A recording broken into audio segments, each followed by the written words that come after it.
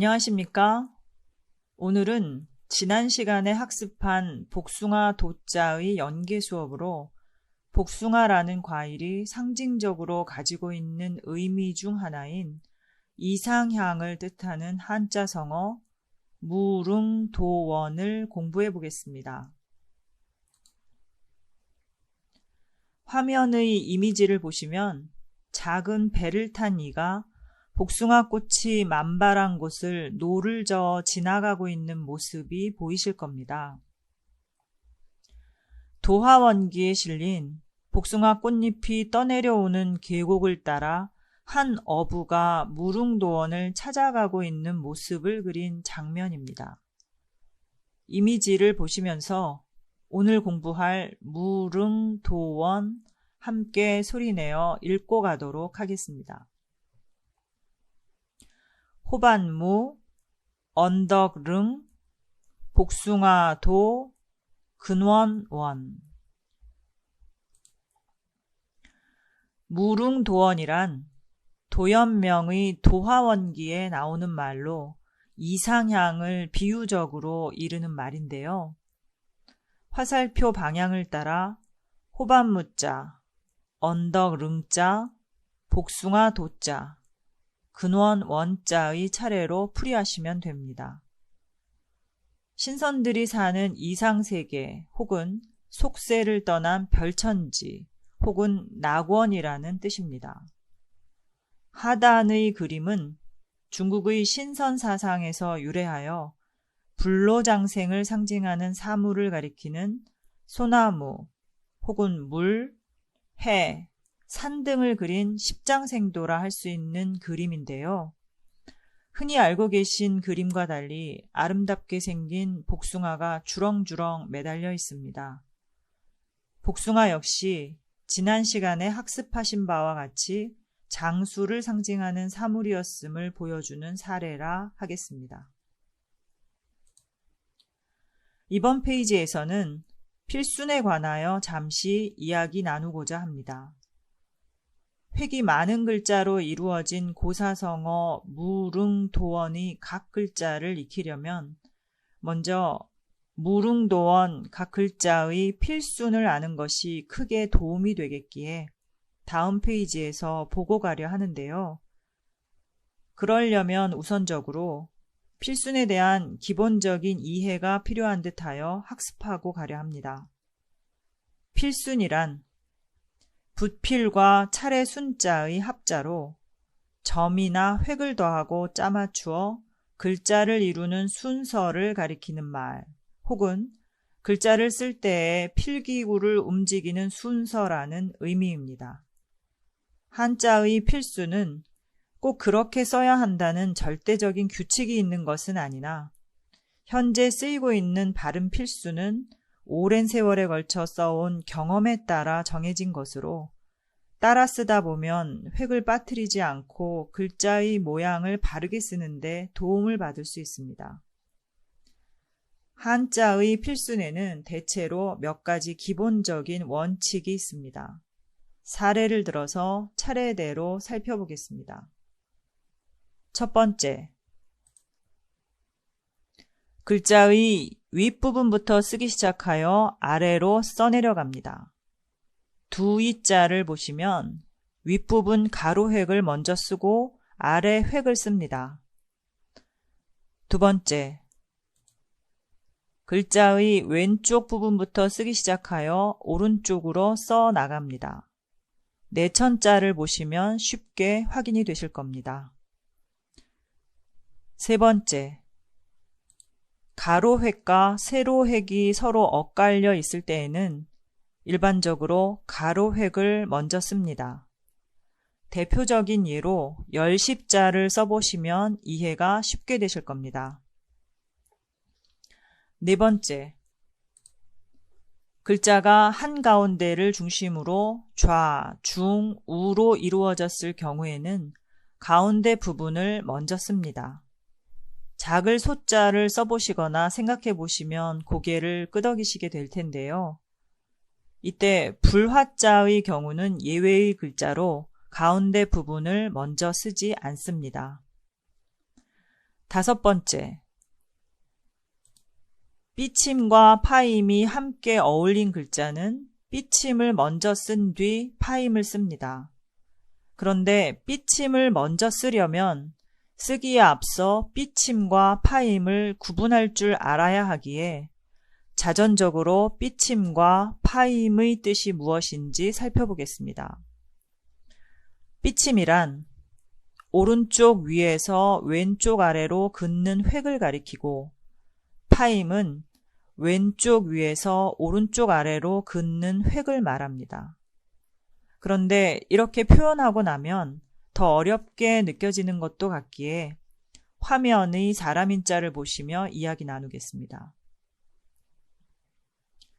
화면으로 확인하시다시피 먼저 쓰여지는 왼쪽 획이 삐침이고 나중에 쓰여지는 오른쪽 획이 파임입니다. 즉, 삐침은 왼쪽으로 휘어진 선을 말하고 파임은 오른쪽으로 휘어진 선을 가리킨다고 여기시면 되겠습니다. 이처럼 삐침과 파임이 함께 어울린 글자는 삐침을 먼저 쓴 뒤 파임을 씁니다. 그러나 왼 좌자처럼 가로 획이 짧고 왼쪽 삐침이 길면 가로 획부터 쓰는 등 이 외에도 예외가 많고 절대적이지 않음을 꼭 기억하시고 적용해 주시기를 당부드립니다. 자, 그럼 지금까지 학습한 필순의 기본 원칙 5가지 화면의 글자들 보시면서 복습하고 가겠습니다. 첫 번째, 글자의 윗부분부터 쓰기 시작하여 아래로 써내려간다. 두 번째, 글자의 왼쪽 부분부터 쓰기 시작하여 오른쪽으로 써나간다. 세 번째, 가로획과 세로획이 엇갈려 있을 때에는 일반적으로 가로획을 먼저 쓴다. 네 번째, 글자가 한가운데를 중심으로 좌, 중, 우로 이루어졌을 경우에는 가운데 부분을 먼저 쓴다. 다섯 번째, 삐침과 파임이 함께 어울린 글자는 삐침을 먼저 쓴 뒤 파임을 쓴다. 이어서 한자성어 무릉도원에 쓰인 각 글자의 필순 알아보고 가겠습니다. 필순의 기본 원칙을 기억하시며 보셨을 때 앞 페이지에서 익힌 원칙이 지켜지고 있는지요? 처음 글자를 접할 때부터 순서를 신경 쓰면서 익히시면 글자의 모양을 바르게 쓰는데 도움을 받을 수 있으니 잠시 시간을 가지고 눈여겨보고 가시기를 바랍니다. 자, 다 익히셨으면 다음 공부로 가겠습니다. 화면 왼쪽의 이미지는 지난 시간에 익히신 설일반, 복숭아도, 신비한 복숭아 반도입니다. 최근에는 우리나라에서도 재배가 이루어지고 있다고 하나 토질이 달라서인지 중국이나 그 밖의 나라에서 생산되는 반도와는 맛의 차이가 있는 것 같고요. 무릉도원을 신선들이 사는 이상세계라는 관점에서 보면 환히 피어있던 그 복숭아 꽃들이 지고 결국은 반도가 열리게 될 것이라는 관점에서 신성한 복숭아 반도를 다시 보고 갑니다. 오른쪽 한자 함께 소리내어 읽겠습니다. 설일반, 복숭아도, 반도. 이어서 무릉도원의 유래 살펴보겠습니다. 무릉도원의 바탕이 되고 있는 이야기는 이미 널리 알려져 있는지라 짐작하고 계시리라 예상됩니다. 화면을 보시면서 도화원기에 실려있는 무릉도원 이야기 함께 해보겠습니다. 무릉도원은 도연명의 도화원기에 나오는 말로 낙원 혹은 이상향을 비유적으로 이르는 말입니다.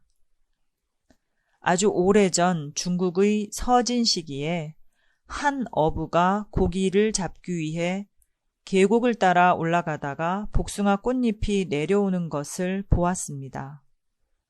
배를 저어 복숭아 꽃잎을 따라 더 올라가 보니 복숭아 꽃이 만발한 아름다운 계곡이 있었고, 한참을 더 가보니 숲이 끝나면서 문득 산 하나가 나타났습니다. 산에는 조그만 굴이 있어 안에서 빛이 나오는 듯 했습니다. 어부는 빛을 따라 굴 안으로 들어갔고, 처음에는 좁던 길이 점점 훤히 뚫리며 눈앞에 기름진 논밭과 그림 같은 집들이 펼쳐졌습니다. 그곳 농부들의 옷차림은 하늘나라 신선들 같고 노인이나 아이 모두 편하고 즐겁게 지내고 있었으며 시간이 얼마나 지났는지도 모르고 있었습니다. 도화원기의 복숭아꽃 만발한 낙원이 단순한 산속마을이 아님을 알 수 있는 대목인데요. 어부는 융숭한 대접을 받고 여러 날을 흥겹게 지내며 세상 시름을 모두 잊을 수 있었습니다. 어느덧 돌아와야 하는 시간이 되어 떠나오는 길목마다 표시를 해두고 다시 가려 했으나 끝내 그곳을 찾을 수가 없었다고 합니다. 이때부터 사람들은 무릉도원을 신선들이 사는 땅으로 보며 늘 마음속으로 그리워하는 천국과 같은 이상향으로 여겼습니다. 무릉도원에 쓰인 각 글자 살펴보겠습니다. 굳셀 무자는 창과자와 그칠 지자의 합자로 만들어진 글자입니다.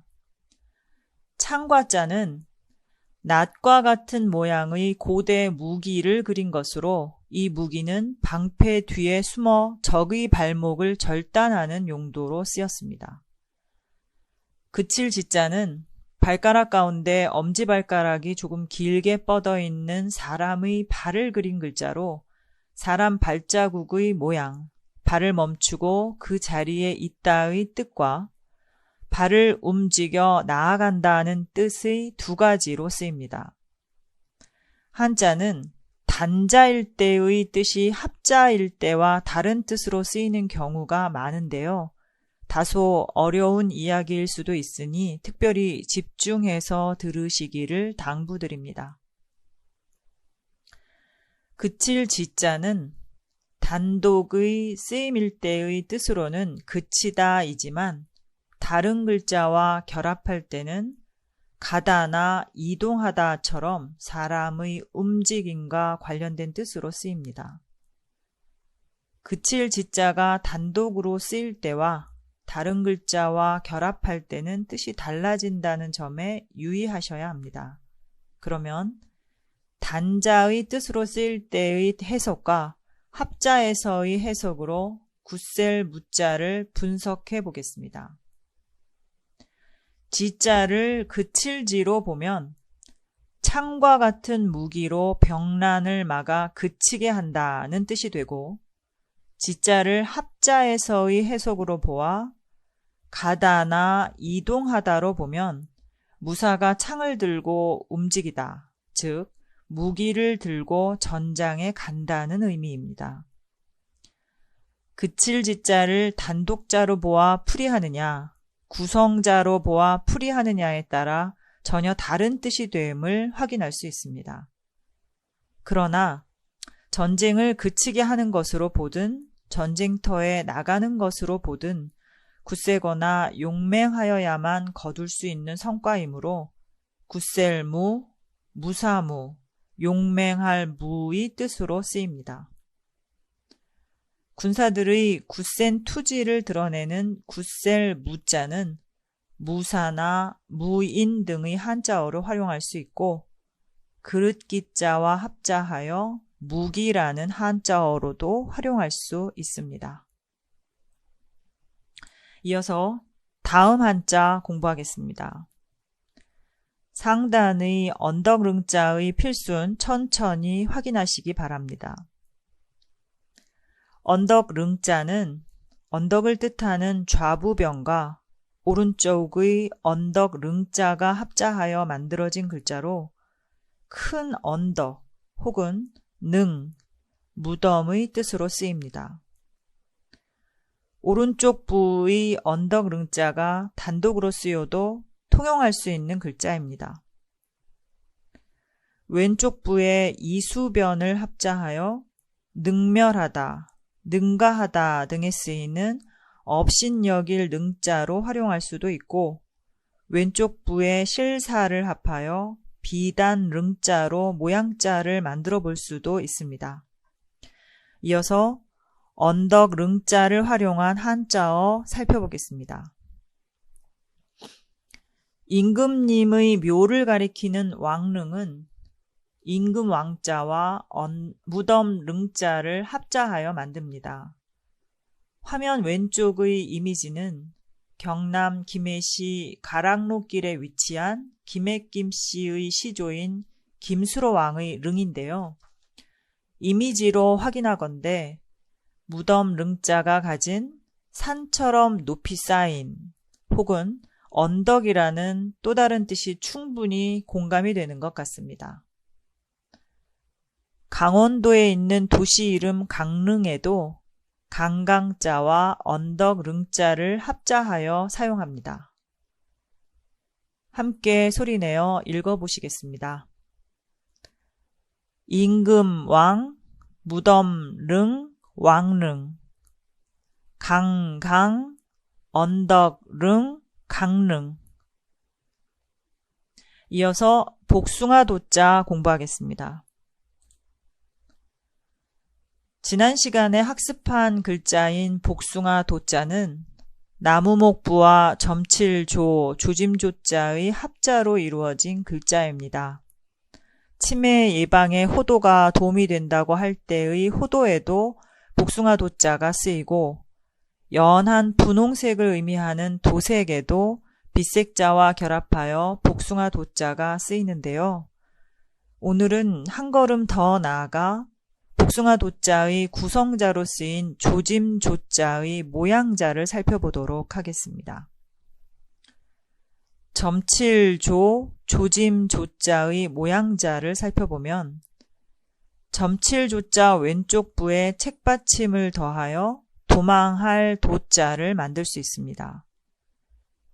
달리다는 속뜻을 갖는 책받침과 거북의 배딱지에 갈라진 점괘를 그려 조짐이라는 뜻을 갖는 조짐조자가 결합하여 위태로운 조짐이 보이면 달아나 도망간다는 의미를 갖습니다. 망할 망자와 합자하여 한자어 도망으로 활용할 수 있습니다. 도들 도자는 손을 의미하는 제방면부와 조짐조자가 결합하여 이루어진 글자로 싸움을 건다는 뜻을 나타냅니다. 도들도자와 싸움 전자를 결합하여 정면으로 맞서 싸움을 걸다는 뜻으로 쓰입니다. 소리내어 읽어보겠습니다. 도들도, 망할망, 도망. 도들도, 싸움전, 도전. 이어서 무릉도원에 쓰인 마지막 글자 공부하겠습니다. 근원 원자는 물수자와 언덕 원자가 결합하여 근원이나 원천, 기원이라는 뜻을 가진 글자입니다. 물론 이때 언덕 원자 역시 근원 원으로 혼용할 수 있는 글자이나 여기서는 무릉도원에 쓰인 근원 원자를 정확하게 알고 가려 하므로 왼쪽 부에 물수가 있는 글자만을 근원 원으로 두고 학습하도록 하겠습니다. 먼저 근원 원의 구성자인 언덕 원자를 살펴보겠습니다. 언덕 원자는 벼랑의 위쪽이 앞으로 튀어나와 그 밑에서 사람이 살만한 곳을 이룬 모양을 본떠 언덕, 굴바위라는 뜻을 가진 글자인 기슬검자에 샘천자를 더하여 바위 틈 사이에서 물이 쏟아져 나오는 모습을 표현한 글자입니다. 그리고 이 언덕 원자에 물 숫자가 더하여 만든 글자가 근원 원자입니다. 즉, 모든 물줄기가 언덕 아래 샘에서 시작한다 하여 근원 혹은 발원지를 뜻하게 된 것입니다. 뿌리 근자와 근원 원자를 합자하여 사물이 생겨나는 봄바탕을 뜻하는 한자어 근원을 만들 수 있고, 사물이 처음으로 생김 혹은 사물이 생긴 근원을 의미하는 한자어 기원을 일어날 기자와 근원 원자를 합자하여 만들 수 있습니다. 소리내어 함께 읽어보겠습니다. 뿌리 근, 근원 원, 근원. 일어날 기, 근원 원, 기원. 2회차에 걸쳐서 복숭아 도자를 공부하고 관련 성어를 알아보았는데요. 쉽지 않은 공부하시느라 애 많이 쓰셨습니다. 오늘 공부는 여기까지 하고 다음 시간에 뵙겠습니다.